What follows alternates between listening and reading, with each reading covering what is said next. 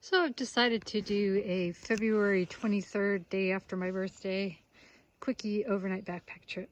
And I started at the Cold Springs Trail down at Mountain Drive, and Tony and I hiked up and over to Forbush Flat, and Tony couldn't camp with me because he has a doctor's appointment tomorrow morning. So I continued on, and here I am at lovely Forbush Flat. I am in the campsite that is closest to the water, and it's about, I think it's 4:30 and the sun is starting to go down.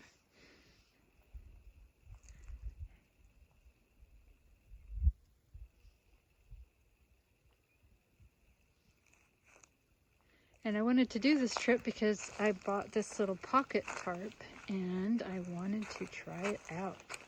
And I've been fiddling with it to try to see how I can best set it up. My first try, everything was kind of high and all the wind could blow in underneath it. So what I have is, I have poles that are fixed length and they're 125 centimeters. So I think maybe they're just a little, they make the tarp raised up a little higher than I think I want. So I've pulled it out so that it's at an angle, and that makes it a little shorter, which allows the bottom corners to be a lot closer to the ground. And then the rear one here, I shortened it a lot so that it could be really close to the ground. And earlier there was quite a bit of a breeze, but the breeze seems to be gone.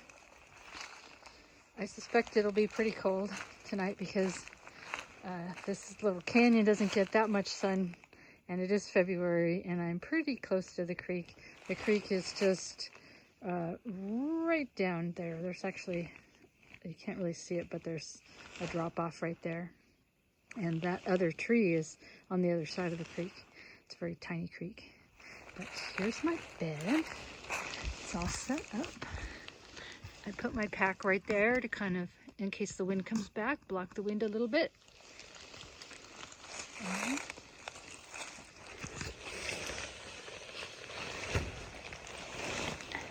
this is what it feels like to be inside.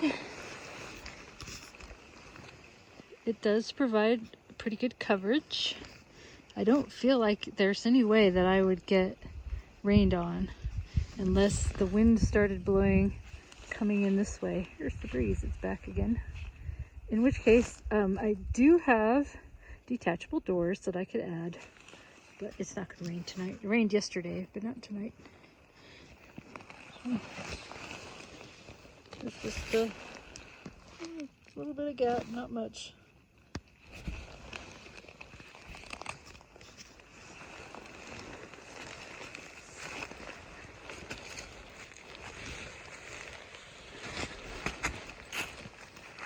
Kind of like having a doorless tent that has no zippers to fail, and it's totally modular. I have a bug net in case bugs come. There's no bugs. I usually sleep with that sleeping bag. It's a 20-degree Go Light quilt, and then I have another sleeping bag. This is a Jax or Better wearable quilt. It's 45 degrees, and I usually add that on top because I like to be comfortable. But I haven't put it in my bed because it's still early in the afternoon, and I'm probably going to need to wear it since I didn't bring a down jacket. I'm making my dinner now. This is my new stove. I forget what kind of stove it is. Maybe it says Snow Peak. Snow Peak stove. It scares me because it turns bright red, but it's supposedly safer than an alcohol stove, so that's my stove. And I have a MSR kettle with a homemade aluminum lid. That's that kind of bendy aluminum that you can always keep bending it. I use that lid for the entire PCT and continue to use it. It's been 11 years since I hiked PCT. Keeps on going. And I have a pot cozy And then this is my cold soak kit. I brought the whole thing, even though I have no cold soak food. I have the jar for the cold soak food, Talenti ice cream jar, and short handled spoon. And then I have this bottom half of a container that used to have, it came with coconut oil, and I just cut the threads off to make a cup. And then I put the cup in the cozy. The plastic on the cup handles boiling water, so I can use that to drink coffee. The cozy will keep the coffee a little bit warmer than without. And then it's good for making cold drinks. It's good for filling my water. To fill one of these platypuses in that little bitty creek there, I had to use the cup to fill it. Same with this bottle. There's nothing to put it under to fill the bottle, so I used the little cup. So really the only useless thing I brought was the cold soak jar, but it keeps my cup from getting smashed, and it doesn't really weigh that much. And here's my food bag, which is huge for one day's worth of food. Well, I decided to make a fire after all. I've been struggling for a while. All this wood is really wet, but it looks like it's going to take off, and I'm going to have a nice little toasty fire, hopefully. Well, in the end, I could not get the fire started. It's kind of smoking away, but nothing's happening. It's nighttime.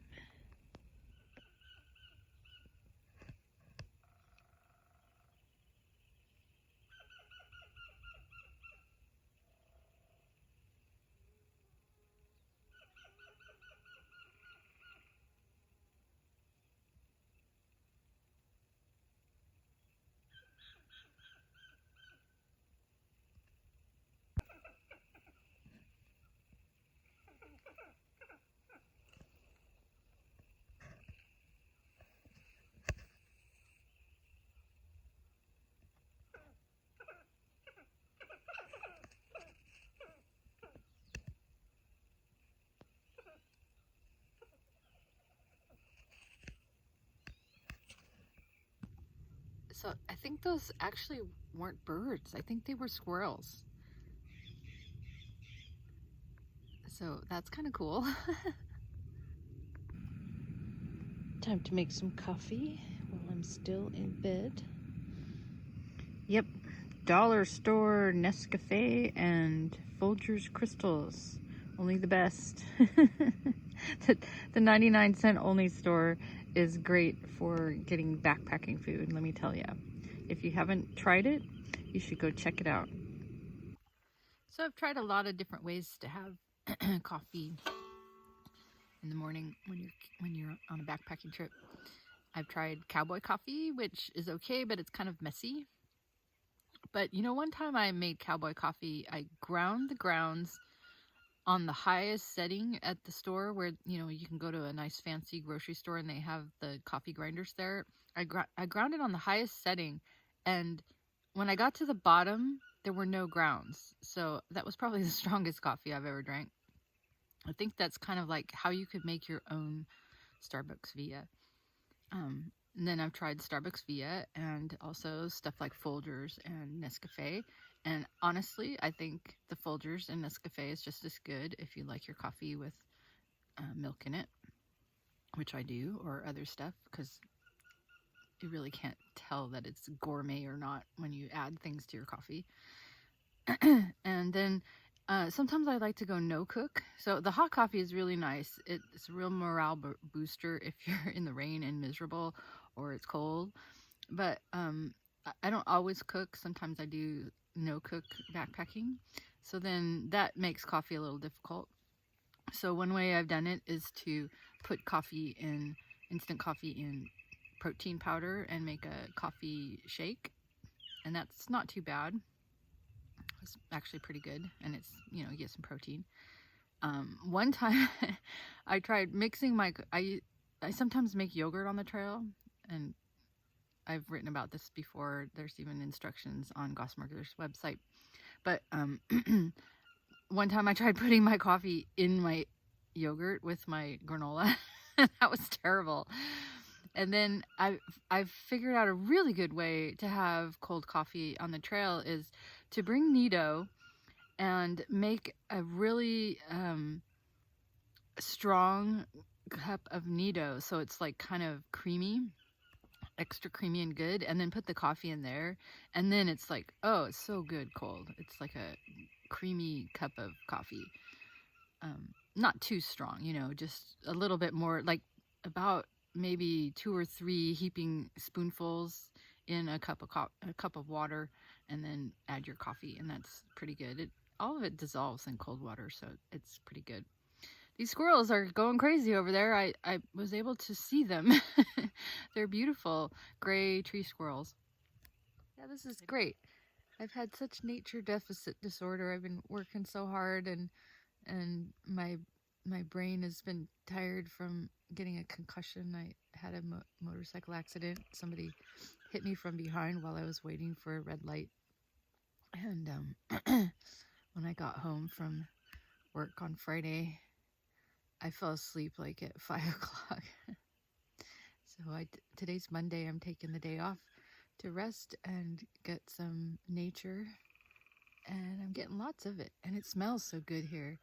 That's one nice thing about the Los Padres, is how good it smells with the bay leaves and the sycamores. And down here there's even cedars and oaks.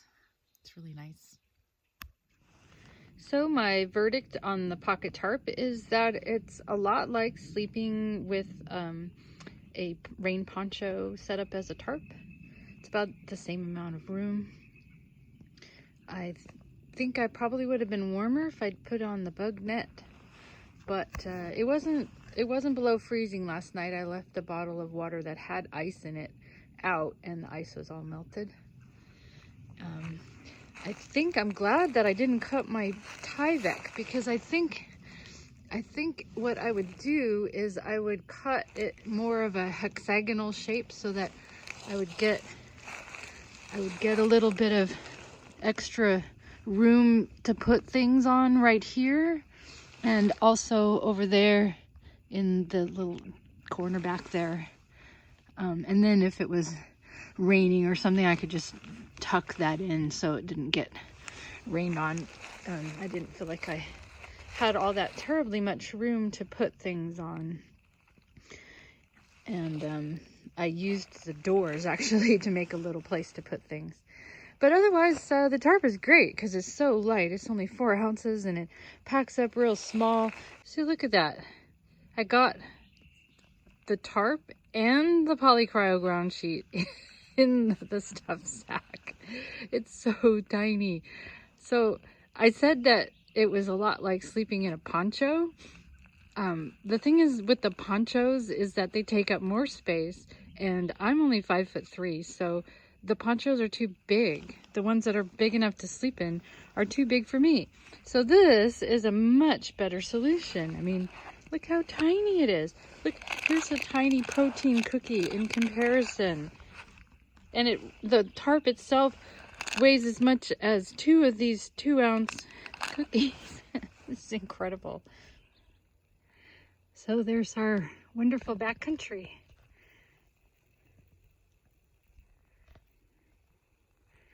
Just looking at it reminds me of my trip that I took last May. That ridge out there on the horizon would have been part of my route. And when I look out this way, toward the east, I'm reminded of the trip I took that I went from Santa Barbara to the PCT to Canada. That saddle there, that's Murrieta Divide, divides between Ojai's watershed and ours in Santa Barbara.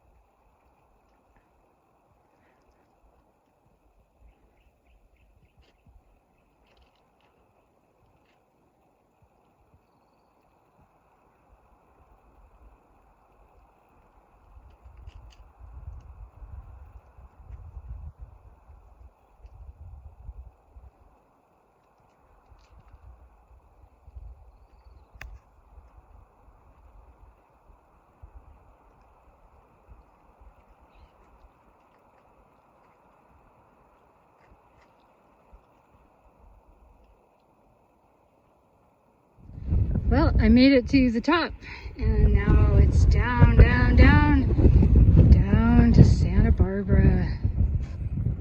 It's cold and windy up here.